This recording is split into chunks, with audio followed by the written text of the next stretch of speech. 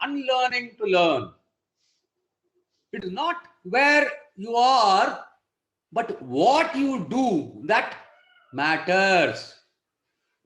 It is correctly said that it is impossible for a man to learn what he thinks he already knows. This talk oration is about my 40-year journey in orthopedics and the lessons I have learned on this way. In my journey, I had to unlearn a lot of things to learn again.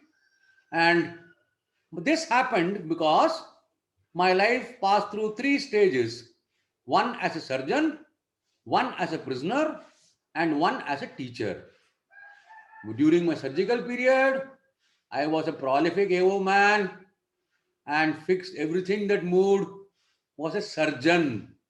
And I was under the impression that surgical methods are superior and radiological perfection is essential. A good orthopedic surgeon is the one who operates a number of cases, and arthroplasty is the pinnacle of success.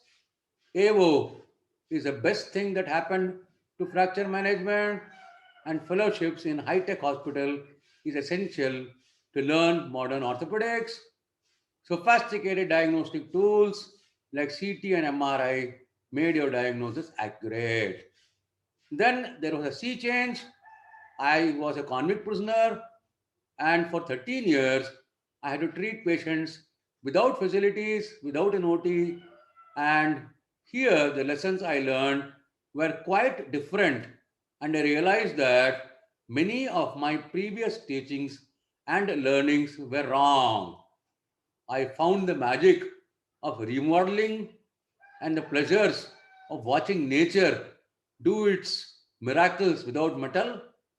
I realized that it takes more skills to biologically treat and handle a bone than to do a carpentry like arthroplasty. And I also learned that though AO may not be the worst thing that has happened to us, it is certainly not the best thing that has happened to an orthopedic surgeon. Diagnostic tools, no matter how sophisticated they are subservient to clinical acumen, and it is essential to develop wonderful clinical skills. In my second innings, I have become a teacher, and here I am propagating the philosophies of how I learned these invaluable lessons. As the patients had nowhere else to go and were retained in the prison for a long time, I had a considerably long follow up, and I had documented my efforts at treating a large number of prisoners within closed walls. I was not allowed to copy the x rays or take photographs of them, so I just made drawings of x ray pictures periodically so that I could retain records. I maintained meticulous records of the entire 11,500 patient odd patients that I treated over the 4,800 days that I spent in the prison. Despite no facilities available, ingenuity and innovativeness helped me to assist nature and do orthopedic practice in the prison. I had to treat patients across the bars, and the wardens who came to see me were on the other side of this bar. Doing a blood sugar through the bar is very easy, as the patient just has to shove his finger in. But taking a BP, the cuff part is on the other side of the bar, and the BP machine and pump is on your side. Keeping a steth is difficult. Giving an intra-articular injection through the bar is like a circus or yoga, both for doctor and patient. Now imagine reducing a dislocated shoulder across the prison bars, you on one side and the prisoner on the other side. These experiences, gathered over years, were spread and disseminated after I started my teaching career, and now I get accolades from the world over for innovating newer methods in orthopedics like shoulder reduction, distal sodium channel block, extension casting, PFO, and non operative orthopedic experiences and efforts that tell us that majority of fractures can be dealt with non operatively with acceptable results. This shoulder reduction method is essentially a modified Cocker's external rotation method. Though over 96 methods of reducing shoulders are described in the literature, in my opinion, most of these are wrong. Pull the shoulder in was a philosophy then, and it is a philosophy even now. And traction or extreme pull is the mainstay and considered as the most important factor in shoulder reduction, which, in my view, is the most unnecessary and disruptive action. If you look at the literature, every single method published or advocated uses traction. The Prakash method uses no traction,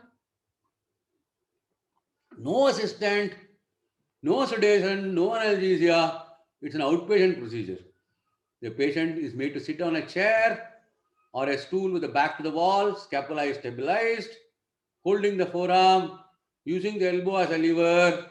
The arm is externally rotated, kept in maximal external rotation for a period of 1 to 2 minutes. Then it is adducted, adducted, and internally rotated so that the fingers touch the opposite shoulder.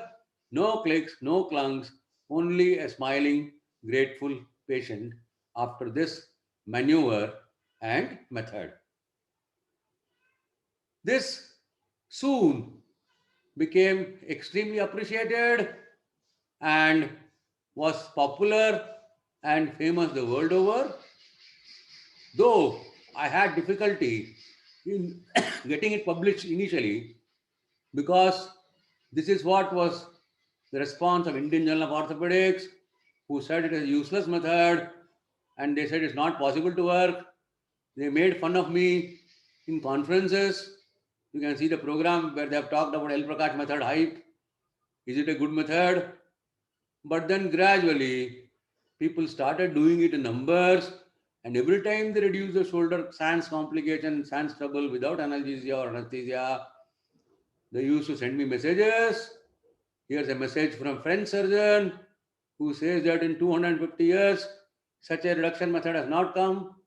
And young doctors from America are now using this as a primary procedure in the casualty, and other doctors from other countries have begun publishing papers on this method with a revolutionary success, and joined to one or two publications that I have produced, over 2,200,000 shoulders in 31 countries have been reduced so far with outstanding success rate. 12 orthopedic surgeons have got their own shoulders reduced by this method and has been used in lot of places like Xerox shops, markets, payments, etc. The next thing which I accidentally stumbled upon was proximal fibular osteotomy in medial compartmental arthritis of the knee. It was a real accident that I could have understand or conceptualize the effect of lateral column on the medial knee. Prisoners who broke their fibular shafts due to the lathi wielding constables hitting on their legs automatically opened up their medial joint space and became pain free. See this patient, the side with the fibular fracture. The exact opposite happens in a young person. In case of fibular lengthening due to osteoid the medial joint space gets closed. So whenever there is a tumor, the medial joint space will collapse. Lengthen the fibula, medial joint space closes. Shorten the fibula, medial joint space opens. Now this was my sister's colleague, a gynecologist, who had already paid advance for a unicompartmental arthroplasty. She came to me I did a bilateral PFO in a single sitting. The same day, she was walking and climbing the stairs. Now she's back to work and stands for 5 hours and performs numerous surgeries every day without problems. 5 years down the line, she is asymptomatic and she would simply not dream of a total knee replacement today. The first case, my own aunt was posted for bilateral knee replacements. When she met me in 2008, I suggested PFO. That's her. Now the follow up is more than 12 years. She's comfortable and she would not hear of a knee replacement. Here's a message from a patient on whom I had done a knee replacement on one side and PFO on the other side. At the end of 5 years, he finds no difference in the functioning of both knees, and both knees are equally pain free and trouble free. Very recently, a colleague of mine sent a 6 month radiological improvement of proximal fibular osteotomy, and the patient is extremely happy. Many surgeons from tier 2 and 3 towns started using the method with excellent results. However, a wholesale use in non indicated cases caused some small issues also, which I will tell later. In unicompartmental, when it is difficult to put in a bearing, the thinnest bearing, PFO opens up the medial joint space more and a slightly thicker bearing can be inserted. Slowly, my publications on this field started attracting attention, and both nationally and internationally, I started getting emails from people asking me for more data, more procedural details. To date, I have done about 220 PFOs with fairly good results, and only one of them has gone for a knee replacement so far. This is contraindicated in tricompartmental arthritis, varus deformity greater than 15 degrees, fixed flexion deformity over 15 degrees. The procedure is very simple. Through a small incision, 6 centimeters below the head of fibula, a 2.5 centimeter piece of fibula is resected, and immediately in the theater itself, you can see that the joint level opens up. It is essential to use a stainless steel ruler and measure the correct distance from the tip of the fibular head. Homan's retractor should not be used. Use a mini saw and be very gentle. Do not do PFO in a tricompartmental arthritis. Homan retractors like this, which stretch the skin, often cause EHL, weakness, and foot drop. The piece removed is just this much, about half an inch. We do not want to remove too long a piece, neither should we remove too short a piece. This is still an evolving process, and we need longer follow ups, and double and triple blind studies are needed. Eventually, the paper got published in an international peer reviewed journal and has been widely appreciated. We have given the various theories that discuss how and why PFO works and what is the comparison between PFO and HTO. Indiscriminate surgeries in unindicated patients will bring a bad name to the procedure. It is essential to get the indications right. Next is the extension casting of the humerus, which is a brand new concept and has been popularized only because of our teachings and learnings. I made some unusual observations about humeral fractures. Fractures treated with elbow inflection always malunited unless undisplaced. This is because of biceps, which completely bypasses the humerus. It starts from the scapula and attaches to the radius. Whereas triceps is a protective muscle and is attached to the entire shaft of the humerus posteriorly. So, in flexion, fracture will always displace, while in extension, it will stabilize. All these are wrong methods for immobilizing a fracture shaft of humerus. and will need to essential displacement. You can see in the X-ray on the left, with the U slab, thick, bulky, ugly, it displaces, remove it, put a light extension cast, and it gets settled. Even in a fracture head of the radius, we can see that a light extension cast will automatically allow the gravity to settle. So, most upper limb fractures like humerus and forearm should be treated with the elbow in extension, and despite keeping the elbow in fixed flexion for 6 to 8 weeks, there was no stiffness or any restriction of elbow movements. All these bulky casts invariably cause a posterior shift or an anterior shift of one of the fragments. The instant you make it extended, the fractures fall in piece. This is kept for about a month, and after a month, we convert it to a short arm cast. You can see that even if the first reduction on extension is not accurate, within a week, gravity will automatically settle it. Today, over 250 surgeons are now using this method with extraordinary success, and the incidence of surgery on humerus has almost come down dramatically because of my repeated badgering and teaching through various social media platforms.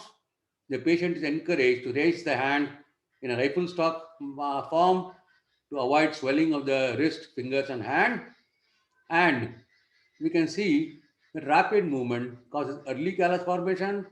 In as little as 3 to 4 weeks, we can just convert it to an arm cylinder for protection. And here, this is a young lady, so she has only taken 5 weeks to fully unite since the time of fracture. You can see this is how we do an extension cast at the time of injury, and exactly at 3 to 4 weeks, when the fracture becomes sticky, we do an arm cast. So principles remain the same.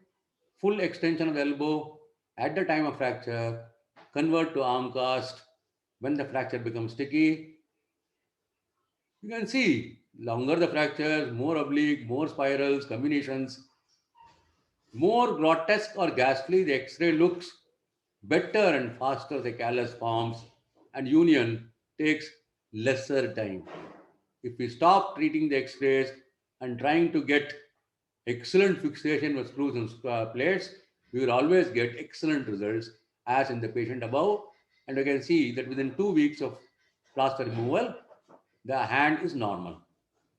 On the other hand, if you operate on humerus, you are destined to have one complication or the other, because, in my humble opinion, keep two ends of humerus in the same room and they will unite unless an orthopedic surgeon enters the room.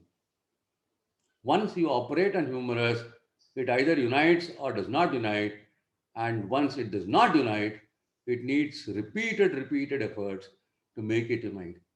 Why go ahead and operate on a bone which is so vascular, so close to the heart, and invariably unites if treated non operatively?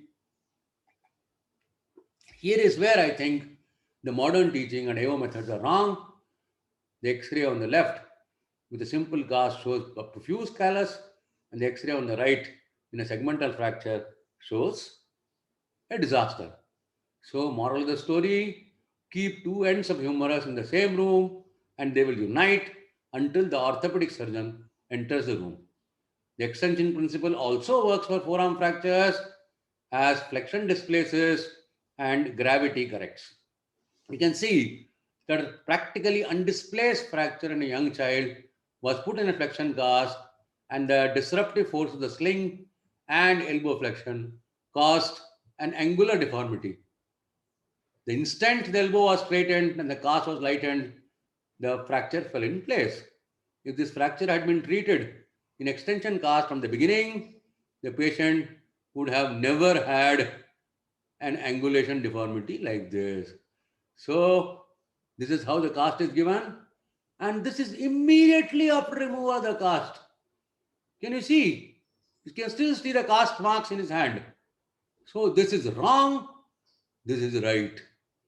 When you manage your next pediatric forearm fracture, please see and ensure that you cast in extension because extension principle and gravity work in all upper limb injuries. Flexion displaces, extension settles. Then in prison, I had an opportunity to study back pain on 67 patients. All these patients had MRIs done outside before coming to the prison. They had all restricted XLR below 40 degrees, and the age distribution was close to from 20 to 60, uniform age distribution. Overall, about 60 odd patients. Few of them had been operated outside, 20 of them, about 13, 14 had an epidural injection, which I gave. At that time, I did not know about DSCB. And 34 were treated either with no treatment or by painkillers, which I administered. The surgical cases were all operated by orthopedic surgeons or neurosurgeons outside the prison. Conservative treatment was done by me. You can see in this that at the end of 10 years of follow up, patients who had surgery fared the worst. No difference between epidural injection and no treatment, and surgery gave the worst results with permanent complication in 19% of the patients. So my moral of the story is never operate on a prolapse disc. Even those with neurological deficit or bladder problems get well after some time. Later on, I went through the literature and find a Cochrane review that showed that there is no effectiveness of any form of surgical decompression or fusion for degenerative prolapse, and active conservative treatment is more effective than any form of surgery for an acute prolapse disc. That is now the circle is coming back. Principal indications for disc surgery would be a holiday for the surgeon, college admission for the surgeon's son, a holiday home, or possibly a speedboat. I have just devised this formula called Prakash Proto-Cerebral Index or balls over brains ratio. While our balls ask us to operate, brains ask us to get caution. After I got in touch with Dr. Gore and Dr. Divakar, we began a new era of treating sciaticas and PID with something called distal sodium channel blocks, where 0.5% lignocaine is injected into specific portals, causing a dramatic relief from a wide variety of conditions. I had given a detailed talk on this in the first morning session of the CME, along with a number of video examples of the procedures that I had done. This can also be used for myofascial and traumatic conditions, and especially in fractured neck of femur and trochanteric fractures. A single injection makes the patient pain free dramatically. Thus, transporting a patient for X ray becomes easy, and post fracture analgesia is eliminated for a period of 4 to 5 days. The distal channel sodium channel blocks have thus led to revolutionary trauma management methods. This can also be used to treat miscellaneous conditions like migraine, abdominal pain, uterine colic, renal colic, coronary diarrhea, asthmatic distress. Four types of portals have been discovered. The alpha portals are upper limb portals, the beta portals are the lower limb portals, the tau for trunk and caput for head. A book has been written on this, which has become extremely popular, primarily with Dr. Arvind Divakar Jain. And then later on, Indian Academy of Orthopedic Surgeons has begun a 3-month certification course in pain portals, which has now been attended by over 126 surgeons around the world. Next was I did a physical and anthropometric measurement of over 10,000 inmates and prison officials.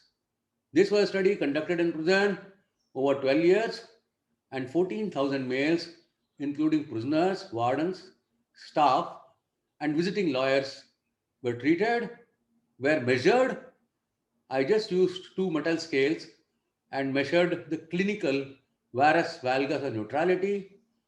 I found that close to 60 to 70% of Indian knees were in varus, and this varus progressed with age. And more the varus, more was the knee pain. Thus, if a person has a valgus knee, he will never get osteoarthritis of the knee. Whereas if he has got a varus knee, it is progressive and he is going to start getting arthritis more on the medial side.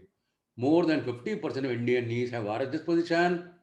Severity of symptoms are direct correlation to the degree of varus. And these observations had helped me to both development of proximal fibular osteotomy and the low cost knees that I launched later.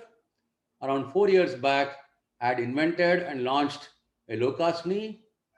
I designed the process by studying the various prostheses available internationally, noting down the dimensions, and subsequently comparing it with the bones and getting the dimensions from the bones. These are all Indian patients' cadaveric bones, which I have measured. Thereafter, developed specific instrumentation, conducted training and teaching of young surgeons on using the instruments and implants. Next step was non operative fracture management, the concepts and topics which may seem unusual to a modern orthopedic surgeon. Before imprisonment, every fracture was treated surgically, while in prison, every fracture was treated non operatively.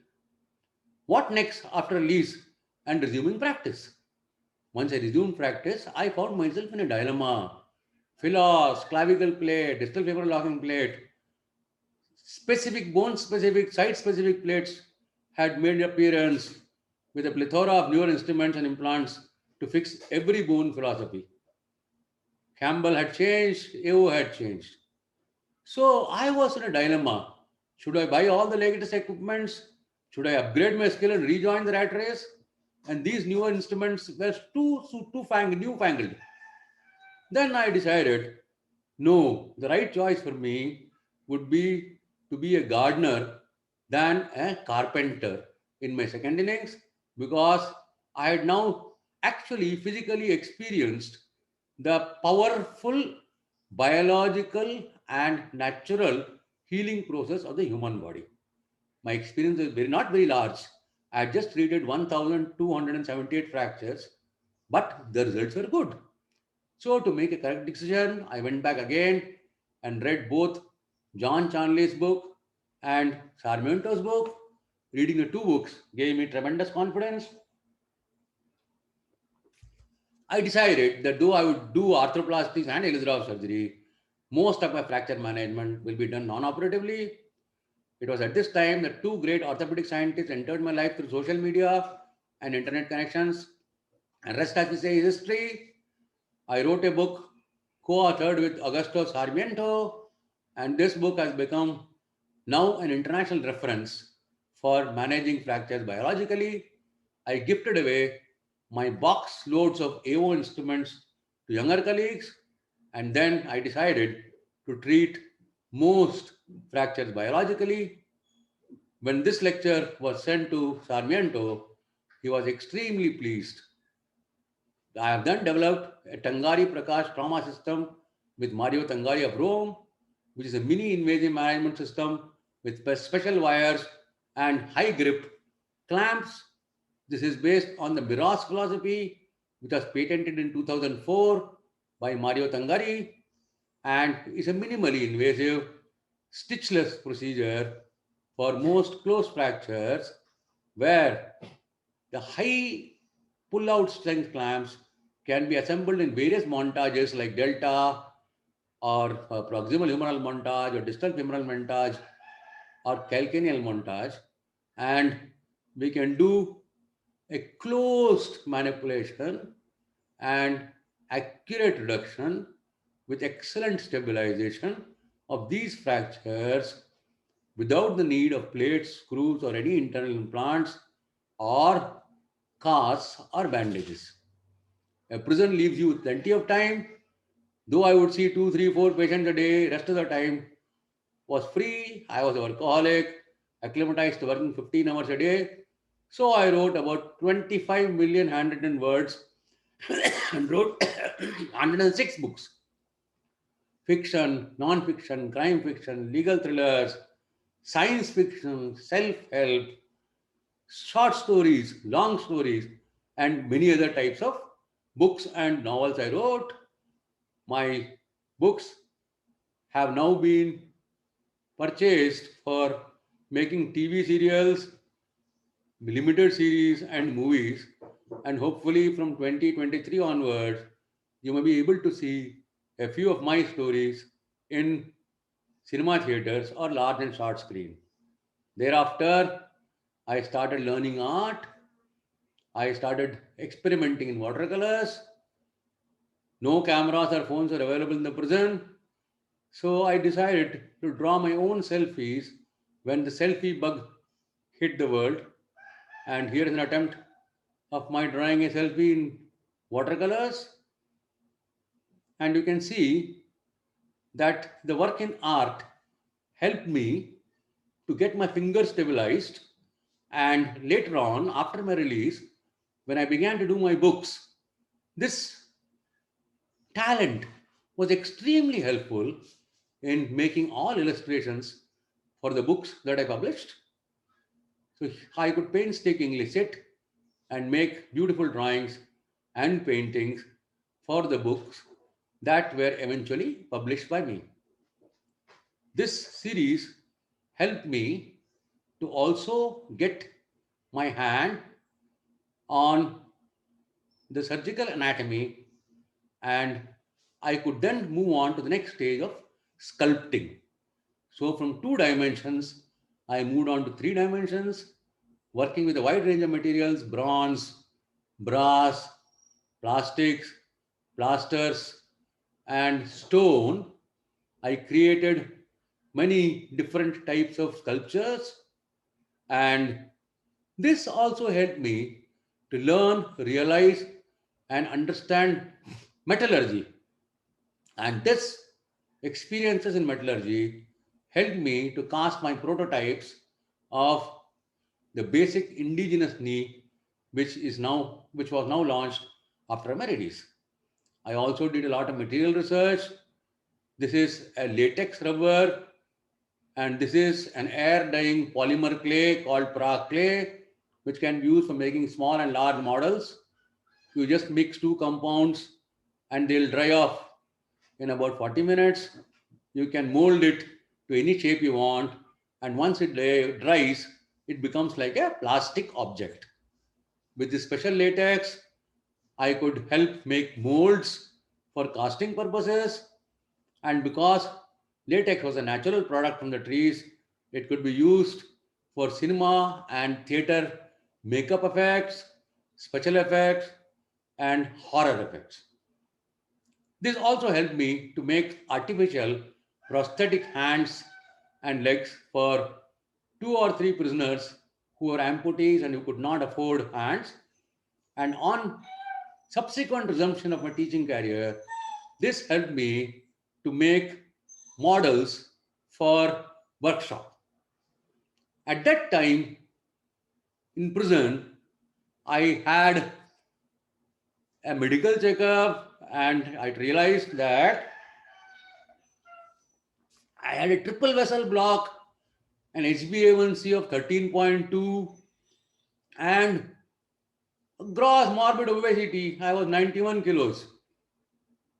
So that was me in 2005, and this was me in 2009. My weight was 52, age was 52, weight was 91 kilos, sugar was 316. But then I did not have the facilities nor the inclination to get any surgery done.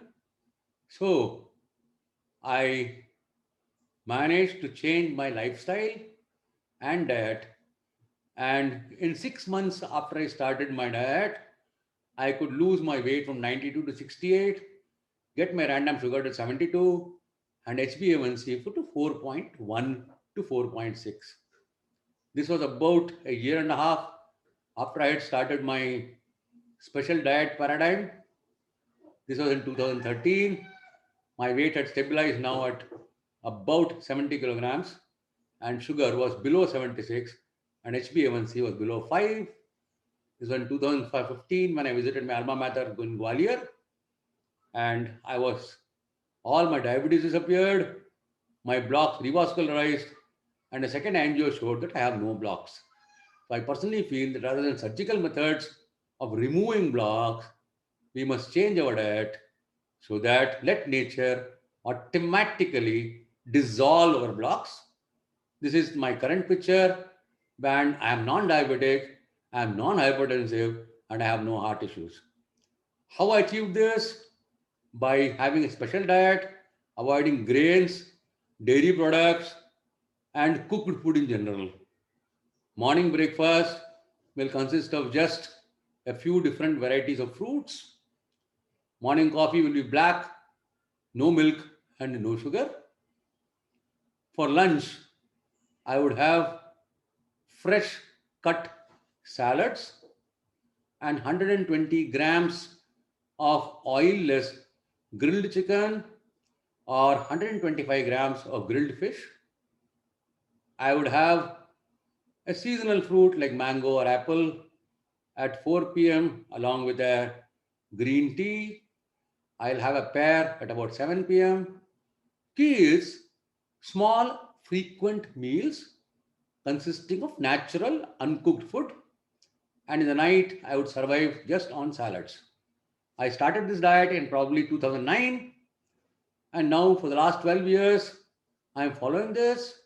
This has reversed my triple vessel blocks, reversed severe diabetes, and made me lose 35 kilograms of weight. When I returned, I found that my family, my patients, many of them were waiting at my bungalow for me. The newspapers and televisions had buggered up my reputation, but these patients cared a damn. The next day of my relief, I had begun operating. Much to my surprise, nature was kind to me. My experiences in art and sculpting probably made my fingers more accurate, and eventually, I could get complex and unusual cases, and my patients now come almost from all corners of the world to get their problems sorted out.